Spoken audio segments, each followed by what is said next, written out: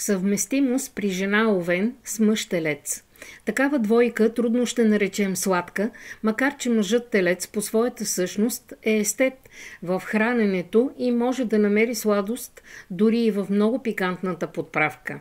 Жената Овен е способна да зареди с енергия всяко начинание на Телеца и той усеща това интуитивно, когато среща такава възлюбена.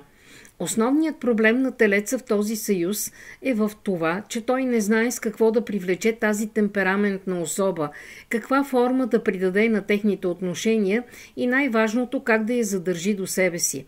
Мъжът Телец може дълго да подготви материалната основа за бъдещото семейство.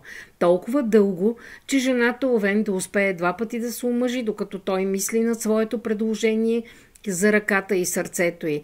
Телецът може да раздразни своята възлюбена не само с мудността и инертността си, но с чувството си за собственост, което той постоянно демонстрира.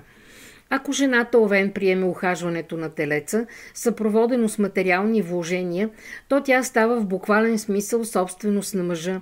Животът ти тръгва с отмерен ритъм, тя може да напълне и да спре да се грижи за себе си. За нейния мъж това не е важно.